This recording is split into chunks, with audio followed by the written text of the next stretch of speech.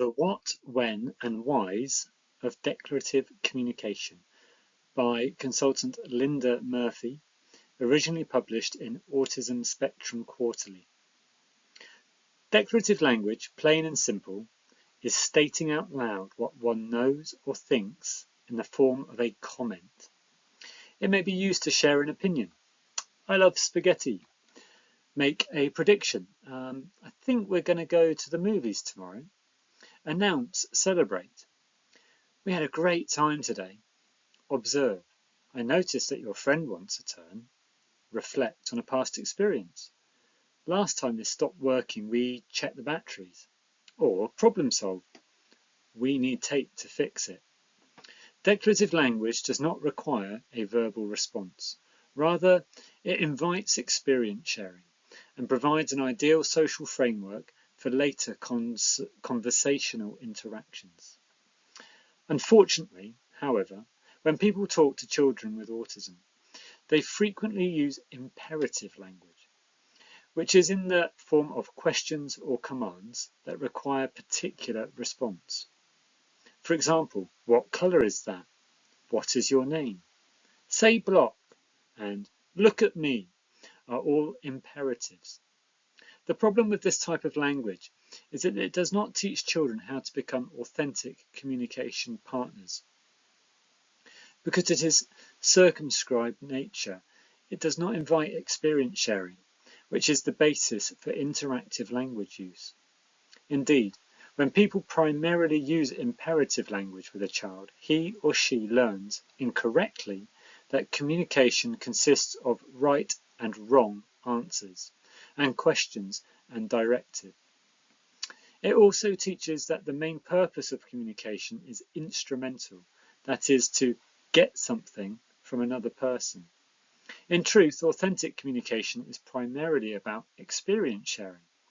We communicate with others to share memories, gather information, learn about one another and the world, seek different opinions, and share emotions. While it is true that we sometimes need to communicate in order to get something, if children with ASD are to learn how to successfully communicate with others, they need a linguistic environment that is rooted in declarative language input. If the truth be told, children with ASD do not need language models that lead to the development of instrumental language use. For it is common knowledge that as their language progresses, it is often characterized by scripts and rote language that is instrumental, as opposed to social in nature. Furthermore, children with ASD often become stuck at the instrumental level and fail to reach the next higher level of language development, which involves generating the creative, flexible, and dynamic language that comes so easily to typical language learners. The question to ask is, what can we do to help the child with ASD generate creative language? The first step in this teaching process actually begins with the adult, which is very good news because we are in control of what we do. So we need to take a step back and become aware of the type of language that we are using with the child. Are we asking the child with ASD a lot of questions, many of which we already know the answer to? Are we using too many commands? Is most of our language input designed to get something from the child? Or are we generously giving information and sharing experiences so that the child can learn, over time, to do the same in return? In contrast to the erroneous assumption that children with ASD cannot learn from this type of language input, I have found that mindful use of declarative language with children with ASD can make a huge difference in their ability to share experiences and memories, notice things, problem solve, understand perspective, and communicate on a more dynamic and creative level. That said, it is important to note that the language gains that result from ongoing exposure to declarative language takes time. For the focus is not on words, per se, but rather on the use of those words for authentic communication. The challenge then is for us to make the commitment to change how we communicate with the child with ASD and to exercise the patience required to see results.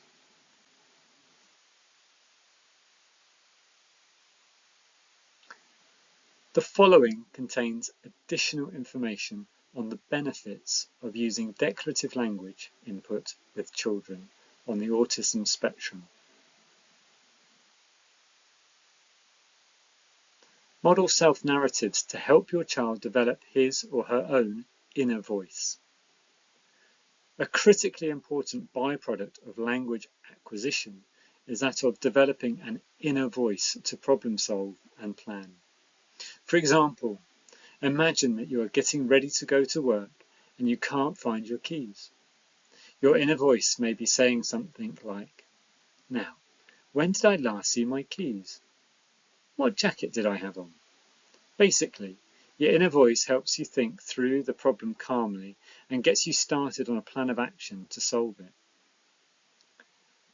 Children with ASD do not usually develop this inner voice to regulate their thoughts, actions, and emotions. To help them to develop this ability, think out loud. For example, make predictions, ponder opportunities, consider possibilities, and reflect on past experiences when you are with your child or student. By doing so, you will be providing a clear language model from which the child can begin to form his or her own inner voice. Provide a window into another person's perspective. Most of us know that children with ASD have difficulty taking perspective. Using declarative language to share your thoughts and feelings provides children with a window into the way you view the world in an inviting, non-threatening way.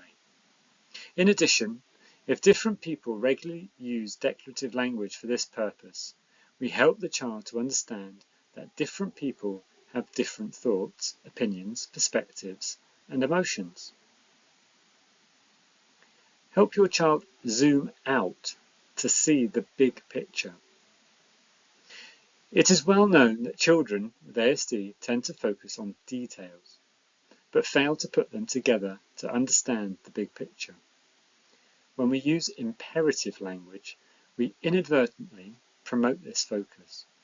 For example, if we tell a child to put the toy in the toy box or say goodbye to grandma, we are zooming into the details and creating a situation where there is one and only one right answer. If, on the other hand, we use declarative language to comment on what we see in the big picture, we help the child to notice the context, integrate this new information with previously stored knowledge, and subsequently form a plan of action that makes sense to them. For example, instead of using the imperative language noted above, use the following: "I see a toy on the floor," or "I notice grandma is leaving." Empower your child to be a problem solver rather than direction follower. When we give a directive to children with ASD, we leave little room for them to go beyond the response the directive requires. The same is true for asking questions. In contrast, when we use declarative language to share information about the environment or situation at hand, we provide opportunities for them to expand awareness and practice problem solving. Think of it this way. From a young age, the type of language input that has been used most often with children with ASD has been that of asking questions and giving directives. Clearly, they do not need more practice in that area. Rather, they need practice in problem solving and identifying themselves as competent problem solvers. That said, success at this level is more likely if you have been diligent in the use of self-narratives.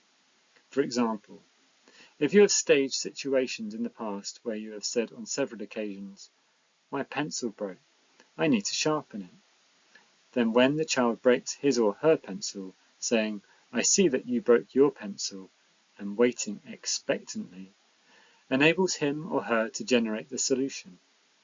In contrast, telling the child to "go sharpen your pencil" robs him or her of the opportunity to solve the problem in his or her own time.